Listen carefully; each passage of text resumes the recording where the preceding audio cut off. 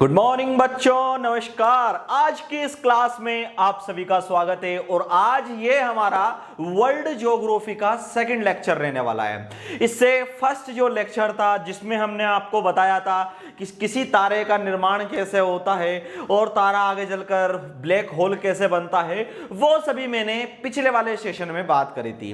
आज हम बात करने वाले हैं आकाश गंगा की या फिर गैलेक्सी की। गैलेक्सी क्या होती है बच्चों? गैलेक्सी की अगर हम बात करें, जिसे हम क्या बोलते हैं, तारों का शहर।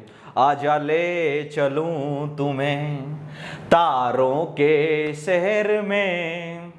तो दोस्तों, आज मैं आपको ले चलने वाला हूं तारों के शहर में, जिसे गैलेक्सी कहा जाता है। यहां पर असंख्यक तारे पाए जाते हैं, काफी विशाल मात्रा में यहां पर तारे पाए जाते हैं।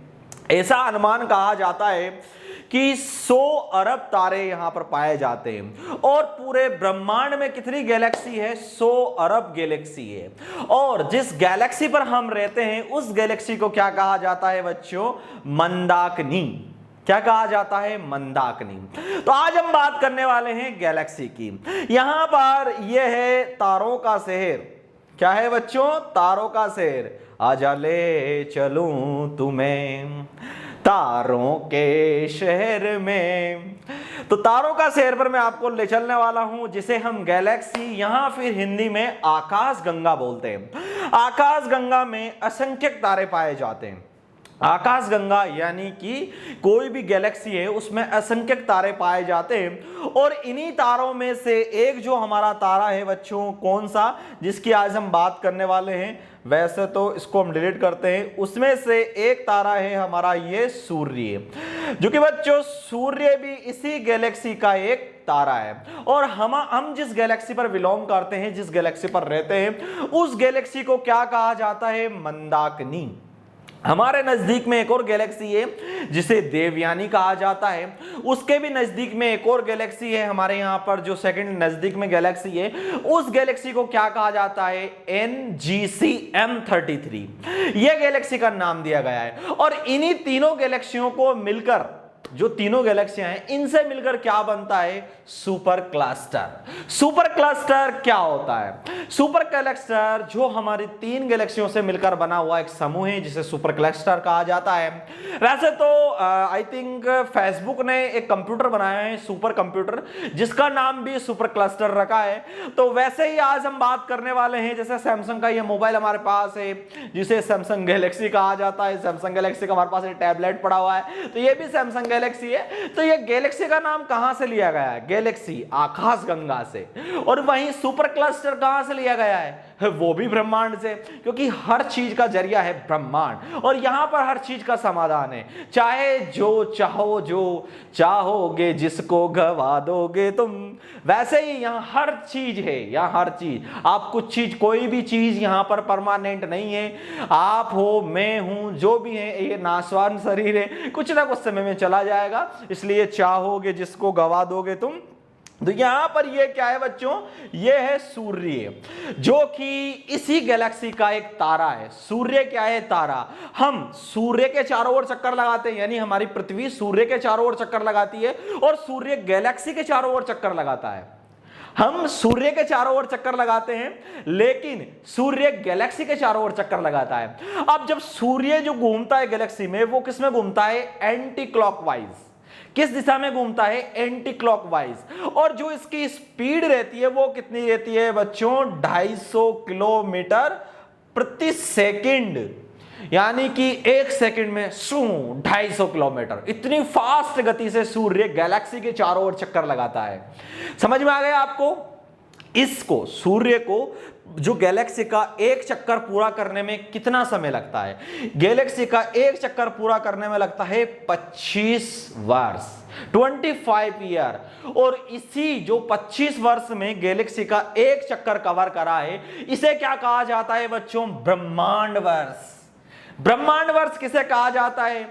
सूर्य का गैलेक्सी के जरिए जो चक्कर लगाया जाता है, उसका जो कंप्लीट चक्कर होता है, पूरा संपूर्ण चक्र को ब्रह्मांड वर्ष कहा जाता है। और प्रकाश वर्ष किसे कहा जाता है? प्रकाश वर्ष, जिसे हम लाइट स्पीड भी बोलते हैं, तो प्रकाश वर्ष किसे कहा जाता है? यानी अगर आप किसी भी जगह पर आप कहते हैं कि प्रकाश वर्ष की गति से अगर आप पीछे की ओर जाते हैं, टाइम मशीन अगर प्रकाश वर्ष की गति से पीछे की ओर जाती है तो आप भूतकाल में जा सकते हो, आगे की ओर जाओगे तो आप भविष्य में जा सकते हो, तो उसे कहते हैं प्रकाश वर्ष। प्रकाश वर्ष का सिंपल फंडा ये है, अगर कोई सी भी चीज या कोई भी वस्तु 3 लाख किलोमीटर प्रति सेकंड की रफ्तार से चले तो उसे प्रकाश वर्ष कहा जाता है। समझ आ गया बच्चों? प्रकाश वर्ष किसे कहते हैं? यानी कोई भी वस्तु 3 लाख किलोमीटर प्रति सेकंड की रफ्तार से चक्कर लगा है या सेकंड की रफ्तार से जाए तो उसे प्रकाश वर्ष कहा जाता है।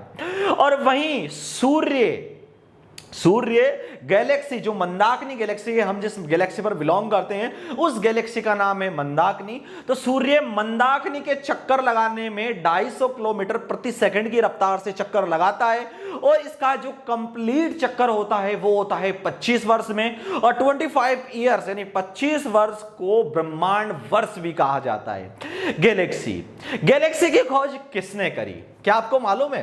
गैलेक्सी की खोज जिसने करी हमारी मंदाकिनी गैलेक्सी की, वो करी है गैलीलियो ने।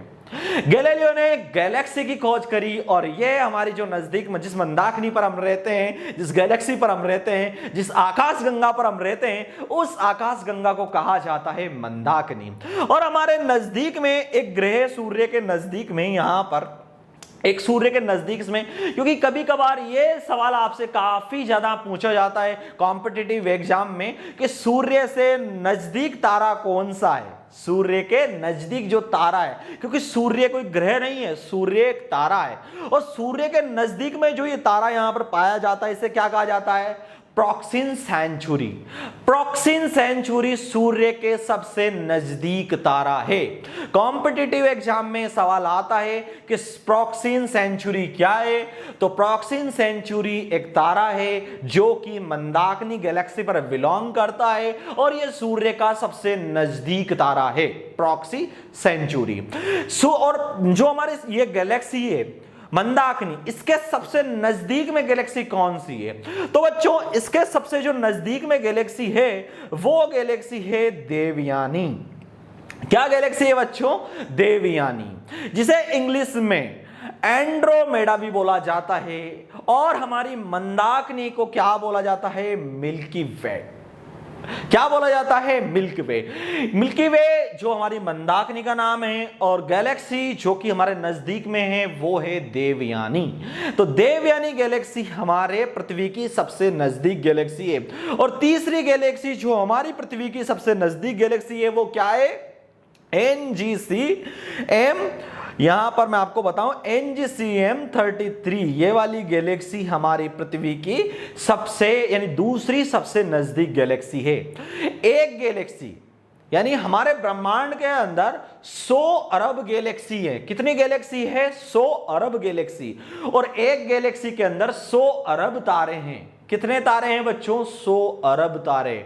इसीलिए अगर आप किसी गैलेक्सी को देखें तो वहां असंख्यक तारे हैं। और जो ये गीत बनाया हुआ है, जो गाना है कि आजा ले चलूं तुम्हें तारों के शहर में, वो इसी गैलेक्सियों के ऊपर बनाया गया है क्योंकि तारों का जो समूह है उसे गैलेक्सी कहा जाता है। और गैलेक्सी में जाने के लिए आपको प्रकाश वर्ष की गति से जाना पड़ेगा, यानी कि 3 लाख किलोमीटर प्रति सेकंड की गति से आपको जाना पड़ेगा। अगर बच्चों हम बात करें यहां पर हमारी गैलेक्सी की, अगर हमें हमारी जो मंदाकिनी गैलेक्सी है, अगर हमें मंदाकिनी गैलेक्सी से सूर्य से किस पर हमारा जो यहां पर नजदीक का जो तारा है प्रॉक्सिन सेंचुरी, इस पर जाना है तो प्रकाश की गति से अगर आप ऐसे ट्रैवलिंग करते हैं, जाते हैं प्रकाश की गति से, तो आपको 4 साल का समय लगेगा, 4 ईयर्स। यानी कि 3 लाख किलोमीटर प्रति सेकंड की रफ्तार से भी अगर हम हमारे ही नजदीक के तारे पर जाएं तो हमें कितना समय लगेगा बच्चों? 4 साल का। और वहीं अगर हम हमारी गैलेक्सी से हमारी नजदीक की गैलेक्सी पर जाएं, यहां से अगर हम ट्रैवलिंग करते हुए जाएं हमारी नजदीक की जो गैलेक्सी है देवयानी, उस पर, तो उस पर जाने में हमें कितना समय लगेगा बच्चों? 22 करोड़ वर्ष, यानी 22 बिलियन वर्ष। यहां पर 22 मिलियन वर्ष, हमें 22 करोड़ वर्ष का समय हमें यहां पर लगेगा अगर हम प्रकाश की गति से जाते हैं। तो 22 करोड़ प्रकाश वर्ष का समय हमें लगता है हमारी गैलेक्सी से हमें हमारी नजदीक की देवयानी गैलेक्सी पर जाने में इतना समय लगता है। अब यहां पर मैं आपको बताऊं जो गैलेक्सी है, अब मैं अपनी गैलेक्सी की बात करते हैं हम, क्योंकि हमें इतने दूर जाना तो है नहीं, अगर हम जाएंगे भी तो हम बच भी सकते हैं, नहीं भी बच सकते हैं, क्या पता हमारा ऊपर ही खत्म हो जाए सब शरीर। तो अब बात करते हैं हम अपनी ही गैलेक्सी की, मंदाकिनी गैलेक्सी का। मंदाकिनी गैलेक्सी की अगर बच्चों बात करी जाए, ये है मंदाकिनी गैलेक्सी। अब हमारा सूर्य, जो सूर्य है ये गैलेक्सी की किस बाहरी भुजा पर है? किस भुजा पर है बच्चों? बाहरी भुजा पर। सूर्य गैलेक्सी की बाहरी भुजा पर। तो कोई भी ग्रह अगर गैलेक्सी की बाहरी भुजा पे है तो वो न्यूनतम ग्रह, न्यूनतम यहां पर तारा कहलाएगा। यानी नया तारा किसे कहते हैं? जो तारा गैलेक्सी की, जो तारा आकाशगंगा की बाहरी भुजा पर हो उसे न्यूनतम तारा कहा जाता है। और अगर यही तारा अगर इसकी बीच वाली दिशा में होता, मध्य में, जब हमारी जो एरिया होता है वो कौन सा होता है? वो होता है लाल दानव, जो हमने पिछले वाले सेशन में बताया था, रेड जॉइंट। लाल दानव की जब दिशा आती है, लाल दानव का जब समय आता है तो वो मध्य भाग में चला जाता है, और जब मध्य भाग से वो धीरे धीरे धीरे और बड़ा होता है और फिर वो यहां पर चला जाता है अंतिम भाग में, जो कि एंड ऑफ स्टेज होती है। एंड ऑफ स्टेज को हम अलग कलर से यहां डिफाइन करें आपको इस वाले कलर से, तो ये जो अंतिम सिरा है यहां पर चला जाता है, जिसे क्या कहा जाता है? बल्ज। क्या कहा जाता है बच्चों? बल्ज ये कहा जाता है। यानी गैलेक्सी के मध्य भाग को या गैलेक्सी के मिडिल भाग को, गैलेक्सी के बीच के भाग को बल्ज नाम से जाना जाता है। और बल्ज में ही सबसे ज्यादा तारे पाए जाते हैं, क्योंकि कोई सा भी तारा है वो धीरे धीरे अपनी अवस्था से धीरे धीरे धीरे धीरे अंदर की ओर जाने लगेगा, क्योंकि जब उसका समय, उसका काल धीरे धीरे समाप्त होता जाएगा तो वो धीरे धीरे धीरे धीरे अंदर की ओर चला जाएगा। और बल्ज के अंदर ही ब्लैक होल पाए जाते हैं। सबसे ज्यादा ब्लैक होल गैलेक्सी के अंदर ही भूभाग में, बल्ज में पाए जाते हैं। और बच्चों अगर हम बात करें कि जो गैलेक्सी है, जो न्यूनतम तारा रहेगा वो गैलेक्सी के बाहरी भुजा पर रहेगा, मिडिल में रहेगा, उस तारे को क्या कहा जाता है? लाल दानव। और जो बीच में चला जाएगा उसके नाभि के अंदर, वो क्या कहलाएगा? बल्ज कहलाएगा। तो बच्चों आपने देखा कि गैलेक्सी के इस भाग को क्या कहा जाता है, समझ गए आप?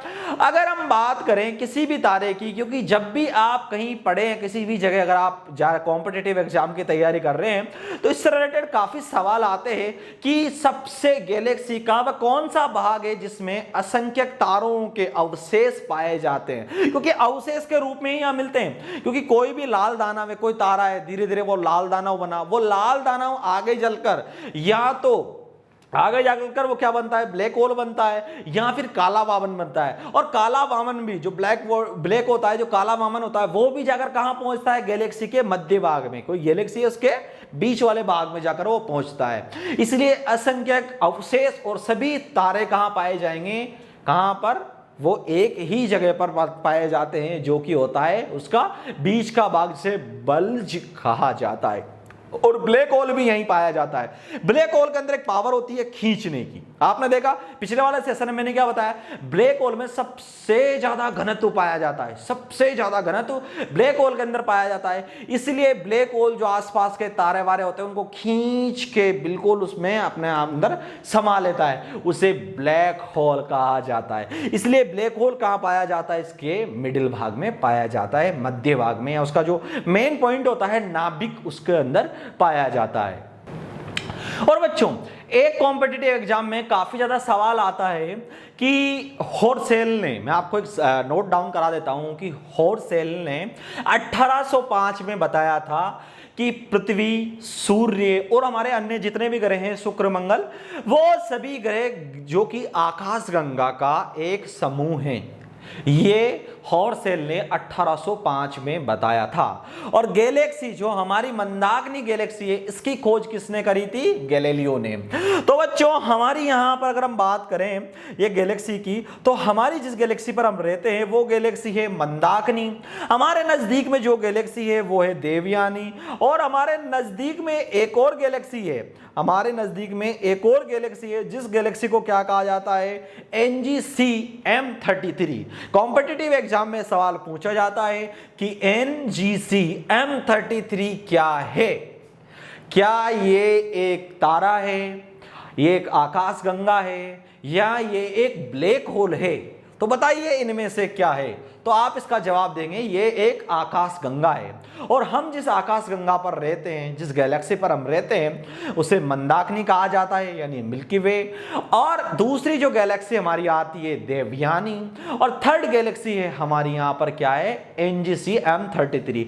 और इन तीनों ही गैलेक्सियों को मिलाकर, इन तीनों ही गैलेक्सियों को समूह को क्या कहा जाता है? Super cluster. क्या कहा जाता है बच्चों? Super cluster.